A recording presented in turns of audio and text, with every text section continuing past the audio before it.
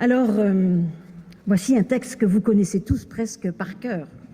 Mais bon, c'est bien de l'entendre de temps en temps à nouveau. Mais je vais me focaliser sur un verset.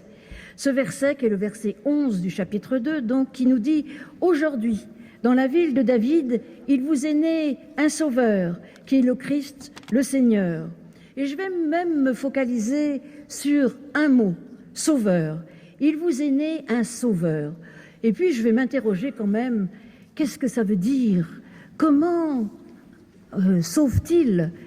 Alors, déjà, les enfants le savent, ils savent tous ça, à l'école biblique, ils l'apprennent. Jésus, ça veut dire Dieu sauve, l'Éternel sauve. Alors déjà, par son nom, on sait qu'il sauve. Mais qu'est-ce que veut dire sauver? Ça, c'est une bonne question. Et puis aujourd'hui, l'histoire du salut, c'est quelque chose qui parfois ne parle pas très bien à tous et à toutes. Alors, je vais vous simplifier les choses. Je vais vous dire pour moi ce qui signifie sauver et de quoi je suis sauvé. Eh bien, sauver pour moi, je dirais plutôt libéré, parce que c'est cela, le salut que Jésus nous offre. Et puis, pour cela, il suffit d'être un peu curieux et d'aller lire un peu plus loin que ce chapitre 2 de l'évangile de Luc et de voir ce qui se passe après. Et en effet, on aperçoit que Jésus sauve, Jésus guérit, Jésus libère. Tout ça, ce sont des verbes qui sont en quelque sorte synonymes. Oui, Jésus nous sauve. Mais d'abord, ai-je besoin d'être sauvé? Ai-je besoin d'être libéré? Et puis en plus, de quoi me libère-t-il? Alors, peut-être que le cœur de l'Évangile, le cœur de l'enseignement de Jésus, c'est aimer Dieu et son prochain. Alors on peut penser que c'est un ordre, mais non, en fait c'est une libération. Parce que quand on aime son prochain, notre vie peut changer. On est libéré, on n'est pas enfermé dans la haine. Alors déjà, Jésus nous sauve de la haine qui peut nous enfermer. Jésus nous sauve de plein d'autres choses. Et puis, comme c'est dimanche de Noël, en général, j'ai l'habitude de parler de ma grand-mère. Donc, je vais pas, vous la connaissez toutes, plus ou moins, hein, elle était arménienne, je venais de très loin. Puis ma grand-mère, elle m'a offert, quand j'étais toute petite, un bouquin qui s'appelait « Pollyanna ou le jeu du contentement ». Ça, c'est quelque chose qui m'est resté. C'est l'histoire d'une petite fille, Pollyanna, qui est fille de pasteur. À l'époque, les pasteurs en Angleterre, ils étaient vraiment très pauvres. Elle attend une poupée pour Noël. Elle avait commandé une poupée, elle attend une poupée. Et puis arrive le colis du Père Noël, et elle ouvre, et pas de poupée. Il y avait des béquilles. Alors vous imaginez bien qu'elle était déçue. Je ne sais pas si vous commandez quelque chose, un jeu, et qu'il vous arrive des béquilles, ce que vous en penserez. Eh bien, son papa, c'était un très bon pasteur, certainement meilleur que moi, il lui dit, écoute, ma petite Pollyanna, t'as pas ta poupée, mais sois contente, parce que t'as pas besoin des béquilles. Alors oui, c'est ce qu'on appelle le jeu du contentement, c'est-à-dire essayer de voir le positif dans notre vie. C'est parfois difficile, et d'ailleurs, après elle grandit, il lui arrive plein de malheurs, c'est essayer de voir, de se dire que finalement, il y a une grâce dans notre vie, il y a la présence de Dieu et la grâce dans notre vie. Et c'est ça qui nous sauve. Ça nous sauve de nos désirs, justement, de vouloir tout maîtriser, de vouloir tout posséder. Non, de cela, nous sommes sauvés, nous sommes libérés.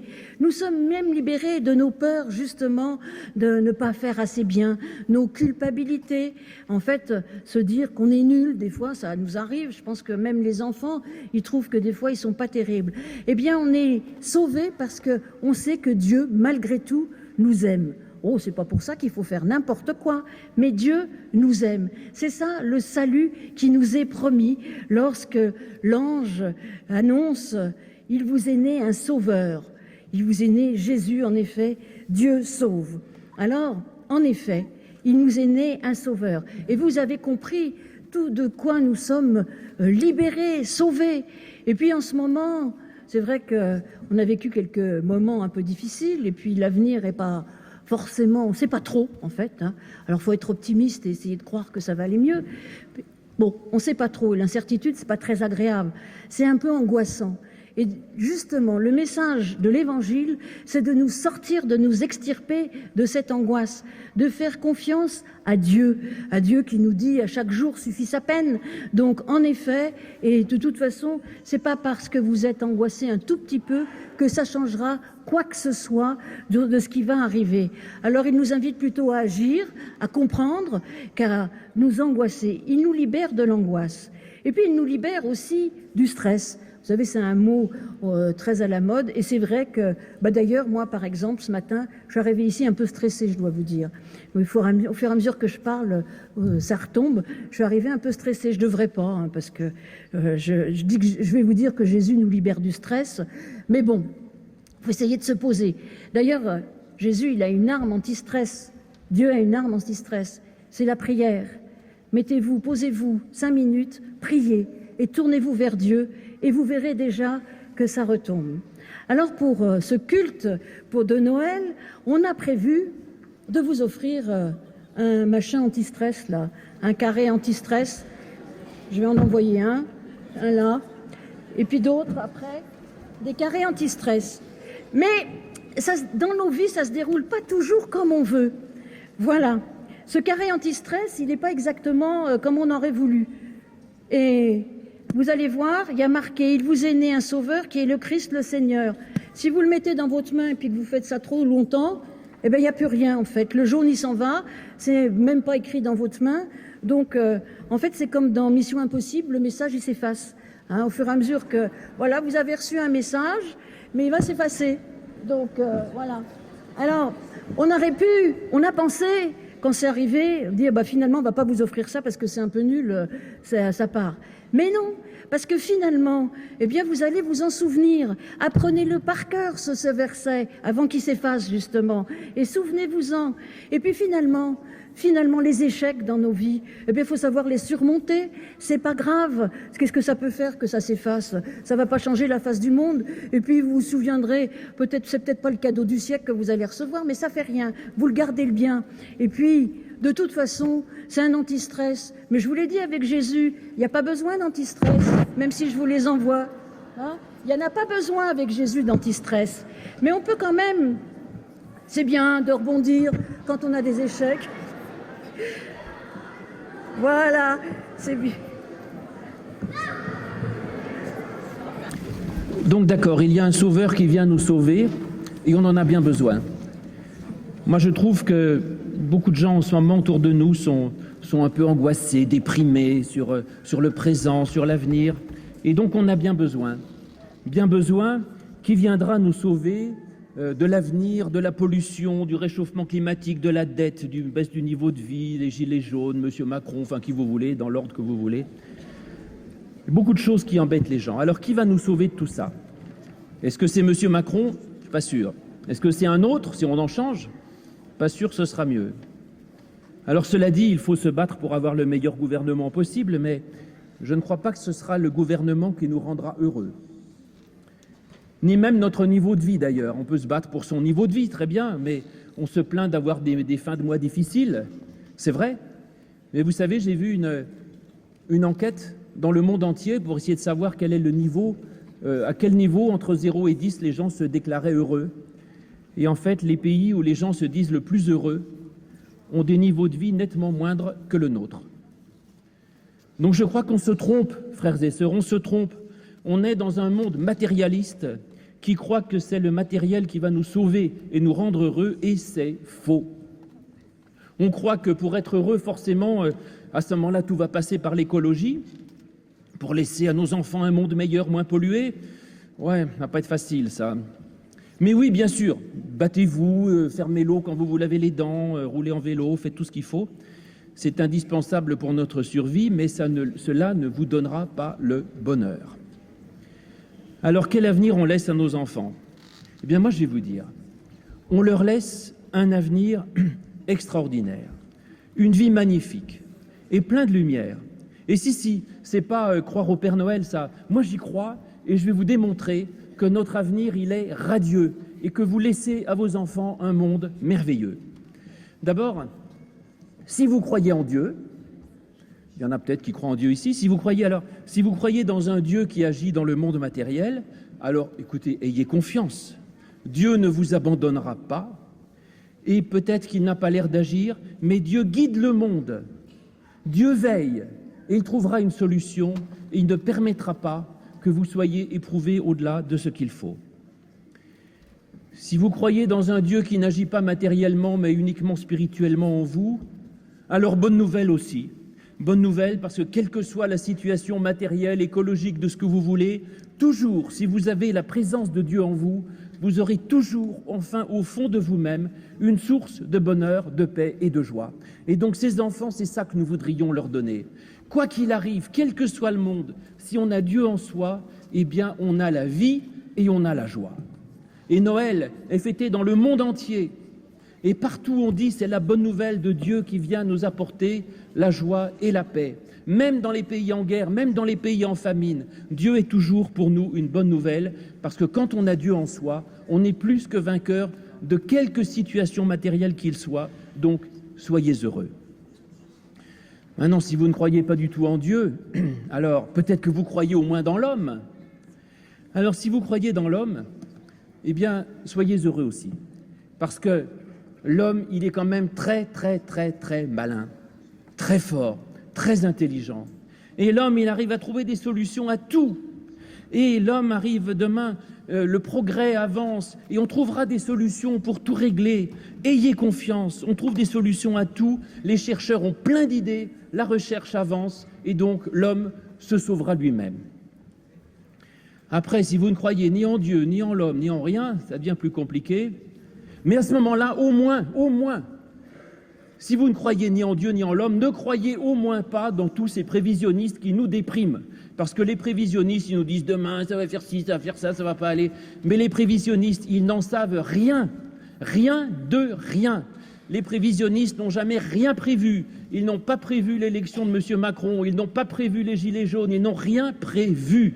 Donc ils ne savent rien de ce qui va arriver demain. Et donc, autrement dit, arrêtez de vous laisser angoisser par ces prévisionnistes pessimistes qui me fatiguent. Voilà. Ce que sera fait demain, c'est un mystère absolu. La seule chose que je sais, c'est que demain ne ressemblera pas à aujourd'hui. Je suis désolé pour ceux qui veulent que tout reste comme c'est. Ça n'est pas possible. Demain sera différent d'aujourd'hui. Le tout, c'est de laisser advenir le demain et de s'ouvrir à l'avenir, d'accepter le changement, d'être disponible à la nouveauté. Et moi, je crois, parce que c'est mon métier, je crois en Dieu. Je crois que quelle que soit la situation, Dieu sauvera le monde. Pourquoi ? Parce que Dieu est amour et l'amour sauvera le monde et quel que soit le monde, il y aura toujours moyen d'aimer. Mais il n'y a pas que le monde lointain. Vous me direz ce qui se passera demain ou mes enfants, mes petits-enfants. Pour l'instant, moi, mon problème, c'est aujourd'hui. Alors même pour aujourd'hui, dans notre vie, il y a aussi des problèmes et des difficultés. La vie n'est pas toujours facile et on peut se sentir éprouvé, inquiet, angoissé ou en difficulté. Et dans tous les cas, on a besoin d'un sauveur qui vienne à tout moment, à tout instant, pour nous sauver et nous libérer. On a besoin d'un sauveur qui vienne à coup sûr dès qu'on en a besoin, qui vienne à notre aide pour combattre avec nous, pour nous rendre vainqueurs de tout. C'est ça dont je rêve, c'est ça le cadeau de Noël que je veux.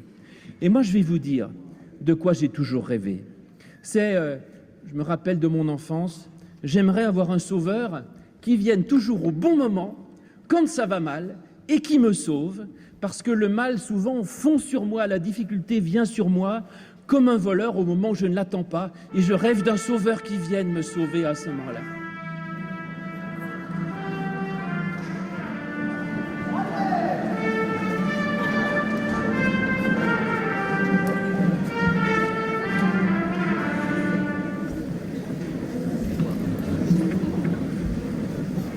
Monte encore. Voilà. Voilà. C'est mon petit Zorro de poche. En fait, nous avons de la chance pour nous. Nous avons un sauveur qui vient du ciel et c'est Jésus. Et il vient nous sauver de tout. Il vient à notre défense. Il nous libère. Il nous rend justice. Et je dirais Jésus, quand il vient toujours au bon moment, vainqueur, il l'est à chaque fois. Alors comment vient-il nous sauver ? C'est lui qui va nous l'expliquer, notre petit Zorro. Voilà votre sauveur. Alors vous me direz, il n'est pas très grand, il n'est pas très fort, Mais si vous allez voir, comme l'enfant de Noël, il peut nous sauver d'une façon remarquable. D'abord, comment il s'appelle? Comment tu t'appelles, toi? Gabriel. Plus fort. Gabriel. Gabriel. Ça tombe bien, Gabriel, c'est l'ange qui a annoncé à Marie la naissance de Jésus. Et les anges, il y a un micro qui fait un problème. Et les anges, ils sont messagers, porteurs de la parole. Et effectivement, c'est ça qui nous sauve. C'est la parole de Dieu qui nous sauve. Et il faut la lire et la méditer. Et d'ailleurs, vous savez que la parole de Dieu, elle est souvent comparée à une épée. On dit l'épée de la parole. Donc voilà, Gabriel, il est là, c'est notre petit ange, la parole de Dieu avec l'épée de la parole qui vient nous libérer de tout. Cette parole, il faut la lire, la méditer. C'est une parole de confiance et d'espérance. Ensuite, tu sais ce que ça veut dire, Gabriel, en hébreu? Ah ben, il n'a pas encore appris l'hébreu, Charlotte, et Thibaut, il va falloir y remédier. Gabriel, ça veut dire « ma force, c'est Dieu ».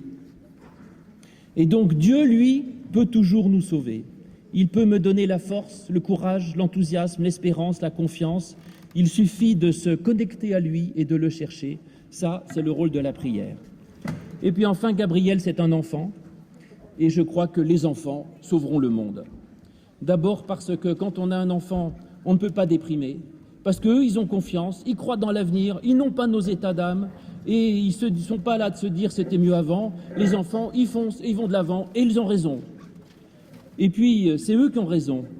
Les enfants sauveront le monde parce que c'est la seule chose qui compte finalement. Eh bien, c'est quoi? C'est la tendresse, c'est l'amour et c'est la douceur.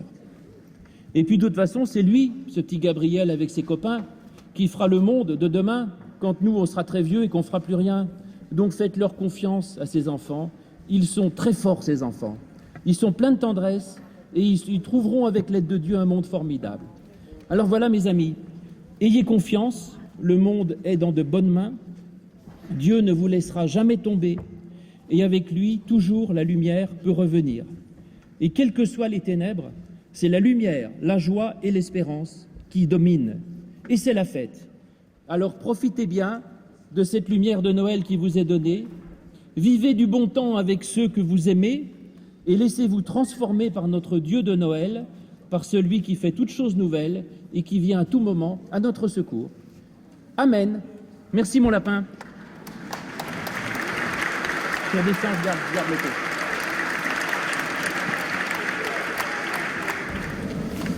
Et nous entendrons donc ce texte de l'évangile de Luc au chapitre 2 qui nous raconte la naissance de Jésus. En ces jours-là parut un décret de César Auguste en vue du recensement de toute la terre habitée. Ce premier recensement eut lieu pendant que Quirinius était gouverneur de Syrie. Tous allaient se faire recenser, chacun dans sa propre ville. Joseph aussi monta de Galilée, de la ville de Nazareth, pour se rendre en Judée, dans la ville de David appelée Bethléem, parce qu'il était de la maison de la famille de David, afin de se faire inscrire avec Marie, sa fiancée, qui était enceinte. Pendant qu'ils étaient là, le temps où elle devait accoucher arriva, et elle mit au monde son fils premier-né.